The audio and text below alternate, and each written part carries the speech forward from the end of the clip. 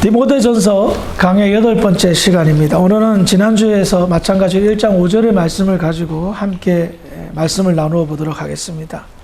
우리는 지난 시간에 에베소 교회가 거짓 교훈에 휘둘려서 끝없는 족보와 신화 싸움으로 교회 내 분쟁이 있었다는 것을 함께 나누었습니다. 결국 이와 같은 상황의 원인을 살펴보면 그 첫 번째가 청결한 마음이었던 그들의 마음이 더러운 마음이 되었고, 이것을 반증하는 것이 하나님의 말씀을 외면하고 성령의 충만함을 상실한 상태가 되었기에 깨끗한 청결한 마음이 더러운 마음으로 바뀌었기 때문에 이런 일이 생겼다는 것을 함께 나누었습니다. 그래서 1장 5절에 보면 이 교훈의 목적은 청결한 마음과 라고 말하고 있죠. 그러니까 더러운 마음이 되었기에 청결한 마음을 회복시키는 것이고, 오늘은 지난 시간과 같은 말씀의 선상에서 바른 교훈이 주는 역사 가운데 청결한 마음에 이어서 선한 양심이라는 주제를 가지고 함께 말씀을 나누어 보도록 하겠습니다. 선한 양심, 즉 양심을 국어사전에는 이렇게 표현합니다. 자기의 행위에 대하여 옳고 그름과 선과 악을 판단하는 도덕적 의식이라고 말하고 있습니다. 한마디로 말해서 옳고 그름을 판단하고 선과 악을 판단하는 도덕적 의식을 양심이라고 말합니다. 이 사전적 의미를 생각해 보면서 이런 생각이 갑자기 들었습니다. 만약에 사람들에게 양심이 없다면, 모든 사람에게 양심이 없다면 이 세상은 어떻게 될까? 생각만 해도 끔찍했습니다. 왜 그럴까요? 양심이 없는 사람들만 사는 세상. 그러면 이 세상은 그 누구도 믿을 수 있는 사람이 없는 거예요. 양심이 없기 때문에. 어떻게 믿어요? 양심이 없는 사람인데. 불신하죠? 의심하죠? 그러면 어떻게 살아요? 불안해서. 다 거짓말 할 건데. 그러니 사람이 사람을 믿지 못한다면, 사람이 사람을 신뢰하지 못한다면 이 세상이 움직여질 수가 있을까요? 모르겠어. 전부 다 뭐 양심이 없다면 뭐 그 방향으로 움직여질 수 있으리라는 생각하겠지만 도저히 살 수 없는 세상이 아닐까 싶습니다. 양심의 타락, 양심의 변질은 사실 죄로부터 시작됩니다. 그럼에도 불구하고 하나님께서는요, 이 양심을 최대한 지키려고 애를 쓰셨습니다. 인간의 타락으로 인하여 우리 양심이 변질된 건 사실입니다. 예? 완전한 양심을 갖추고 사는 사람, 굉장히 보기 드뭅니다. 저를 비롯한 여러분들도 완전한 양심으로 살아간다는 게 지금까지 살면서 많이 실패해 왔을 겁니다. 그럼에도 불구하고 하나님께서요, 이 양심을 지켜주고 싶으셨어요. 그 증거가 로마서 2장 15절에 있습니다. 제가 읽어드릴게요. 이런 이들은 그 양심이 증거가 되어 그 생각들이 서로 혹은 고발하며 혹은 변명하여 그 마음에 새긴 율법의 행위를 나타내느니라. 이 말씀은 뭐냐면, 이방인들의 구원은 어떻게 얘기해야 됩니까? 예수의 복음을 듣지 못한 이방인들은 어떻게 구원을 받을 수 있고 심판의 증거가 됩니까? 라는 답입니다. 양심에 대한 심판을 받는다는 겁니다. 이방인들은 양심에 대한 심판을 받는다. 그 양심이, 최소한의 양심이 나타났다면 그 양심을 통하여 최소한의 율법의 행위, 즉 하나님의 말씀을 따르고자 하는 그 마음이 있다는 겁니다.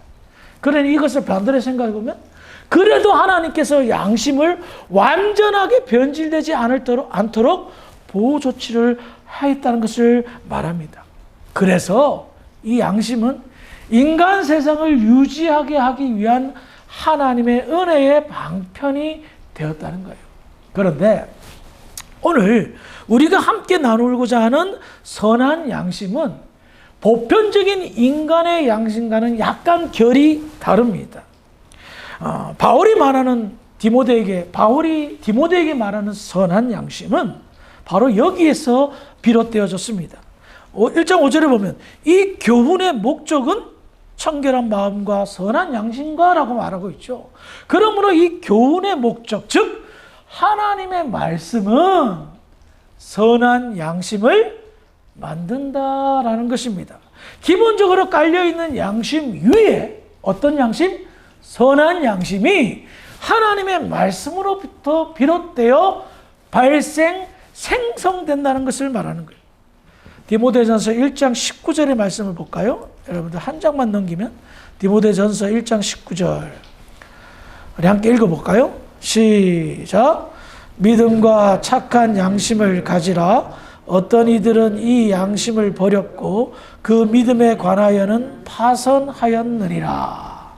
자, 본문과 같은 맥락에서 바울은 선한 양심에 관하여 설명하는데 이 선한 양심이 무엇과 연관되어졌죠? 믿음과 착한 양심을 가지라고 말하고 있습니다. 이 믿음의 근본은 어디입니까? 하나님의 말씀이에요. 그러니까 이 착한 양심은 어디에서 비롯됩니까? 선한 양심은 어디에서 비롯됩니까? 하나님의 말씀으로부터 비롯됐다는 것을 알 수가 있다는 거예요. 베드로전서 3장 21절은 물은 예수 그리스도께서 부활하심으로 말미암아 너희를 구원하는 편이 곧 세례라. 이는 육체의 더러운 것을 제하여 버림이 아니요 하나님을 향한 선한 양심의 간군이라.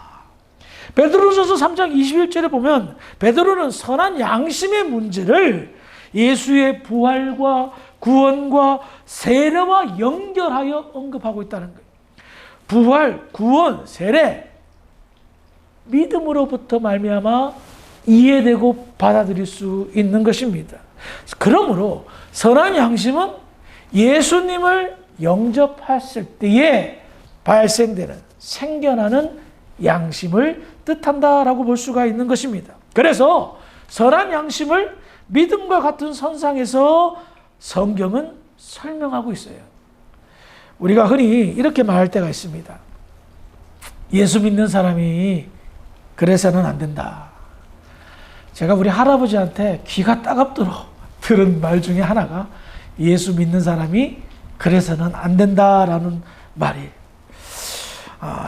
이 말이 무슨 말일까? 나이가 들어서 목회자가 돼서 생각해 보니까 예수 믿는 사람들이 선한 양심으로 살아야 된다라는 말과 동일한 의미로 저는 해석이 되었습니다. 그래요. 양심은 한 인간을 평가하는 어떤 중요한 척도로 받아들여집니다. 양심도 없다라는 것은 너 정말 잘못된 거야 라는 말 아니겠습니까? 세상에서도 세상을 유지하기 위해서 양심을 인간을 평가하는 중요한 척도로 삼는데 하물며 그리스도를 평가하는 것이 선한 양심인데 얼마나 중요한 척도이겠습니까? 그런데 왜 바울은 이 선한 양심을 에베소 교회에 있는 디모데에게 그 교인들을 교훈하고 가르치게 하기 위해서 말하고 있을까요? 앞서도 제가 잠시 설명했지만 에베소 교회 성도들은 지금 분쟁이 일어났습니다. 끝없는 족보를 이야기합니다. 우리는 아브라함의 후손이야, 우리는 야곱의 자손이야 하면서 자기를 자랑합니다. 이에 질세라 이방인 성도는 우리는 그리스도마 신화적 인물들이야, 우리는 신과 결혼해서 태어난 사람들이야, 말도 안 되는 신화를 얘기합니다. 뭔 얘기입니까? 양심의 가책을 받지 않는 거짓들을 이야기하는 거예요. 자기 자랑을 이야기하는 거예요. 있지도 않은 이야기를 지어서 이야기하고 있다는 겁니다. 그래서 이것을 통하여 양심이 변질되었고 믿음으로 발생된 선한 양심이 상실되었던 겁니다. 그로 인하여 무슨 일이 생겼습니까? 하나님의 역사를, 즉 복음의 사역을 감당하는 일을 회방하고 교회가 나아가는 일을 멈추게 하는, 오히려 퇴보하게 하는 그런 엄청난 일이 벌어진 겁니다. 그래서는 안 된다. 선한 양심, 믿음으로 말미암아 선한 양심이 생겼는데 어떻게 그 양심을 저버리고 교회 내에서 다투며 서로를 자랑하기 바쁘냐? 라며 일침을 가하는 것입니다. 그러므로 이 교훈의 목적은 뭐다? 더러운 마음이 청결한 마음으로 회복되어지고 변질된 양심이 선한 양심으로 회복되어지는 것이 바로 진리의 말씀을 통하여 회복되어진다는 것을 말합니다. 그러므로 우리는 항상 살아있는 하나님의 말씀, 이 진리의 말씀으로 우리의 양심을 지켜내야 된다는 거예요. 조금만 느슨해지면 말씀에서 벗어나고 우리의 양심은 나의 정욕과 욕심에 따라 왔다 갔다 할 수 있다는 겁니다. 선한 양심을 지키지 못하고 상황에 따라 때에 따라 변덕스럽게 양심을 잘못된 변질된 양심을 사용할 수도 있다는 겁니다. 그래서 하나님은 우리에게 선한 양심을 지킬 수 있도록 끊임없이 말씀을 주입시키는 거예요. 가르치는 거예요. 그래서 어떻게 해요? 말씀을 들음으로 인하여 양심의 가책이 생기면 어때요? 깨닫는 거죠. 내가 예수 믿는 사람답게 선한 양심으로 사람을 대하거나 일을 하거나 하지 못했구나. 가책을 느끼고 회개하고 그러므로 인하여 회복되어지고 그 과정을 거치면서 반복된 실수를 하지 않고 선한 양심을 지키려는 모습으로 나아가고 그러므로 우리는 이 선한 양심을 지켜야 되는데 성경은 어떻게 잘 지킬 수 있을까를 가르쳐주고 있습니다. 로마서 9장 1절과 2절인데요. 제가 읽어드릴게요. 내가 그리스도 안에서 참 말을 하고 거짓말을 아니하노라. 나에게 큰 근심이 있는 것과 마음에 그치지 않는 고통이 있는 것을 내 양심이 성령 안에서 나와 더불어 증언하노니. 이 말씀은 이스라엘 백성들이 정말 유대인들이 예수를 부인하고 안 믿는 것 때문에 바울이 괴로워하는 어떤 그런 모습을 표현하면서 이야기합니다. 그때 바울이 뭐라고 말하나? 나 진짜라는 거예요. 나는 선한 양심을 가지고 우리 민족이 우리 동포가 이 유대인들이 예수를 믿었으면 좋겠습니다 라고 말하면서 나의 선한 양심을 누가 증언한다? 성령께서 증언하고 있다. 성령께서 증언하고 있다는 거예요. 이건 뭐예요? 선한 양심은 성령 안에서 조화를 이루고 있다는 것을 말해요. 앞서도 선한 양심은 말씀을 통하여 회복되어지고 말씀을 통하여 지켜진다고 말씀드렸죠. 그 과정의 모든 역사를 누가 한다? 내 안에 내주하고 계신 성령께서 하신다는 것입니다. 성령께서 선한 양심으로 살아갈 수 있도록 우리를 인도한다는 거예요. 그러므로 선한 양심은 내가 어떻게 해서 나타내는 그런 것이 아니라 성령의 인도를 받아 성령의 인도에 순종하게 될 때에 선한 양심이 나오는 거예요. 선한 양심이 안 나올 때 나의 정욕과 나의 악한 판단으로 잘못된 양심을 저버리는 행동을 할 때 성령은 우리에게 양심의 가책을 줍니다. 그러면 안 되지 않냐? 그런데 성령의 지시하심과 성령의 가책하심을 나의 정욕과 나의 잘못된 죄성이 억누른다면 성령의 그 인도하심을 누릴 수도 있다는 거예요. 저는 그런 모습을 목회하면서 많이 보았어요. 사람한테 실망하게 되는 경우들이 대부분 그래요. 양심을 저버리면서까지 저렇게 하시는구나. 참 많이 괴롭지만 하나님도 막지 못하는 그것을 제가 무슨 제 주제에 막을 수가 있겠습니까? 사탄이 장난치는 거예요. 그래서 성령의 인도하심을 받으려면 깨어 있을 수밖에 없다는 겁니다. 예를 한번 들어볼까요? 다윗이 사울이 자기를 죽이러 쫓아왔을 때에 굴 속에서 숨어 있을 때 사울이 용변을 보다가 사울의 옷자락을 자르죠. 그런데 다윗이 어땠어요? 그 옷자락 자른 것 때문에 양심을 가책을 받은 거예요. 내가 하나님의 기름 부은 종을 해하려고 하는 마음이 있었다. 죽이려고도 하잖아. 저 옷자락 자른 건데 자기는 그 마음에 양심의 가책을 받은 거예요. 죽이고 싶었는데 죽이지 못하고 옷자락만 자른 거잖아요. 그런데 그때 양심의 가책을 받아서 뉘우치고 회개하여. 그때는 다윗이 어떤 사람이었어요? 성령이 충만한 상태였어요. 그래서 분별력이 생긴 거예요. 자기가 선한 양심으로 하지 못했다는 것을 깨달았어요. 그런데 보십시다. 다윗이 밧세바를 범했어요. 그리고 우리아를 죽였어요. 그럼에도 불구하고 다윗은 그 양심의 가책을 받지 않았어요. 그러다가 나단 선지자의 꾸중을 듣고 비로소 깨달았어요. 아니, 자기를 죽이려고 하는 사울의 옷자락을 잘랐을 때는 그렇게 양심의 가책을 받았는데 남의 부인을 빼앗고 충신을 죽이면서까지 악한 짓을 저질렀을 때는 어때요? 몰라요. 몰라요. 왜? 그때는 성령에 방전된 상태였기 때문에. 그러니 보십시다. 이번에는 다윗의 그 이면과 이중성을 보면서 인간이 이렇다는 걸 볼 수가 있는 거예요. 성령 충만할 때는 세상에 훌륭하고 존경스러운 사람이지만 성령이 방전되었을 때는 그렇게 추악한 사람이 없다는 거예요.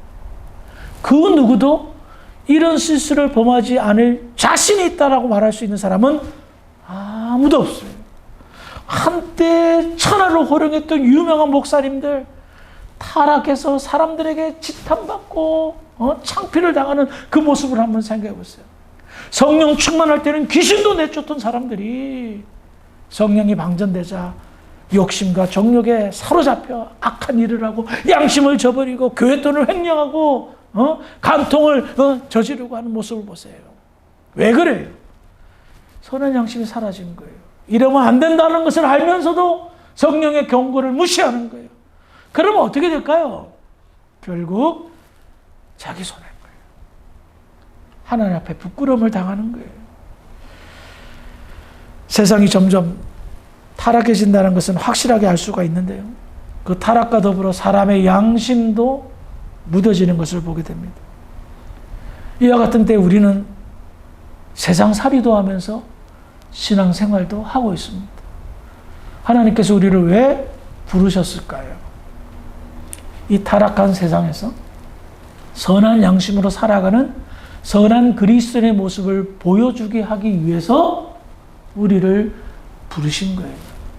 그런데 세상 사람들도 손가락질하는 타락한 양심을 가지고 세상을 산다면 교회 나오는 것이 복음의 걸림돌이 될 수가 있다는 거예요. 얼마나 많은 교회가 그런 자들로 인하여 곤욕을 치르는지 몰라요. 그래서 우리는 각성해야 돼요. 혹여나 내가 잘못된 욕심과 정욕으로 판단을 그릇하여 내 양심을 저버리는 행동을 할 수도 있어요. 우리는 연약한 인간이기에 인정해야 돼요. 그런데 빨리 깨닫고 빨리 회개하고 빨리 복구해야 돼요. 무엇을?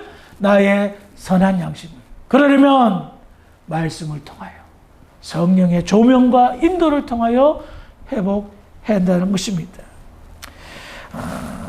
그리스도인으로 살아가게 하신 하나님의 거룩한 뜻이 우리의 삶 속에서 선한 양심으로 나타나기를 소망합니다.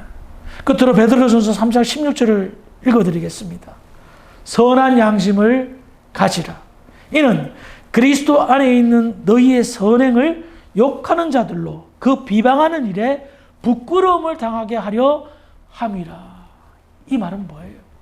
예수 믿는 사람들 욕한다는 거예요. 뭔가 잘못됐다라고 지적한다는 거예요.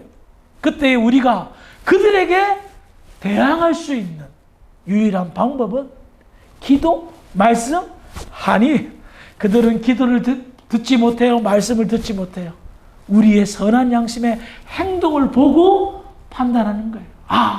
저 사람을 비방하고 저 사람을 비난했던 것이 나의 잘못이구나. 내 양심의 가책을 받도록 어떻게 하라? 선한 양심을 가지라라고 베드로는 교훈하고 있다는 겁니다. 우리의 선한 양심이 항상 살아있었으면 좋겠습니다.